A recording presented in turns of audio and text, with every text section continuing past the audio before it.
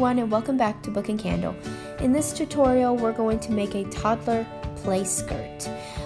If you have a sewing machine, it'll take about 10 minutes to make, but I'm doing it by hand, so it took me about an hour to an hour and a half to complete.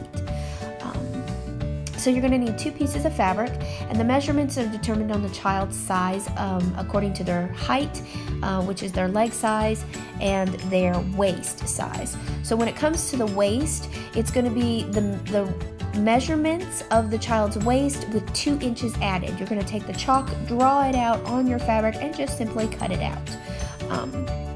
When it comes to the leg size, just measure out the length and just cut a square, a large square with that length on all 4 sides. And that will be the child's height, so it will be nice and long. But you're going to have longer pieces because it's going to be in a diagonal pattern, almost in a bandana form. So there's going to be long pieces and short pieces, so it will kind of even out all the way around.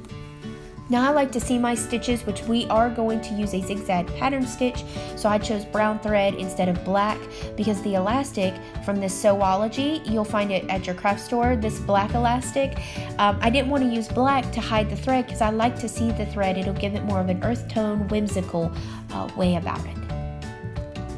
So the measurement of the elastic is actually going to be the exact size of the child's waist.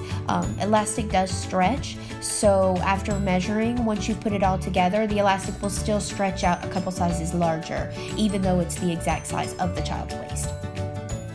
So here you can just see that I have taken both ends. Once I have measured it out and cut it, I've taken both ends and I am sewing 2 rows of X's. This is what I have found to work best whenever you're hand sewing to make it really durable, because on a sewing machine you would go back and forth to make it really sturdy. Well, by doing 2 rows of X's, it will give it that sturdy feel to it, so it's not going to break when the elastic is actually stretched to its max. Once you have sewn that together, you're then going to take your push pins and you're going to attach the fabric to the elastic. If you want to have pleats in it, you're going to need to have the fabric and with an extra 2 inches added on before you even cut. But if you don't want pleats and you're just going to have that bunched up gathered look, just simply stretch out the elastic, pin the fabric to it, and then the elastic will pull back together and it will kind of give a ruching feel to the top of the fabric where the waistband and the fabric meet. So you're simply just going to pin it all together and take your time with it. Make sure that you leave about ½ an inch of your waistband above where you pin your fabric to it. So make sure there's enough room at the top because you're going to overlay the rest of the elastic once you've sewn this together. You're going to take your elastic with some hemming tape and you're going to tape it all the way around so that you will hide all of that rough edge stitching that you see right there. But as you see, I've got it all pinned and I don't know what happened to it, but I did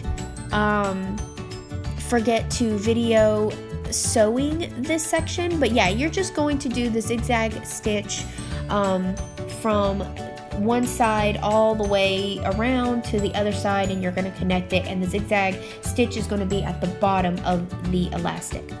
The next thing I did was I took some brown ribbon and simply made a pretty little bow. If you would like a tutorial on how to make bows out of ribbons, please leave a comment below and I can definitely do that for you. Then you're going to take for $3.99 this peel and stick hemming tape. And we're just going to create a nice edge that makes it really smooth and hemmed up whenever it's on the outer edge. And all you simply do is you cut it to size, you press it into the fabric, peel the white part off, and then you have this adhesive and you just fold over about an inch worth, fold over the fabric, and it creates this nice seamless edge.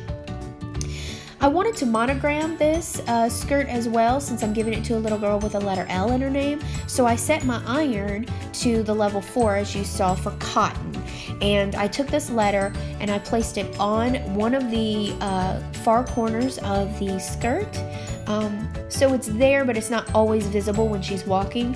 And I just placed a pretty little napkin over top so that you can iron it on. And the way you iron it on is you do about 30 seconds on one side and 30 seconds on the other. That way it loosens the adhesive on the back of the letter, and then whenever it cools, the adhesive will fuse together with the fabric.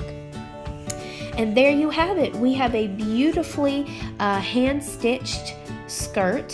Very simple to make. It's not too difficult.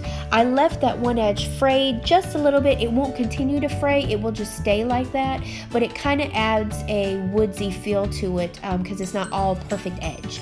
But there's the monogrammed letter, and it is ready to go. Please subscribe to this channel and hit that notification bell so you'll be informed every time I upload a video. La-di-da says bye, and we will see you soon.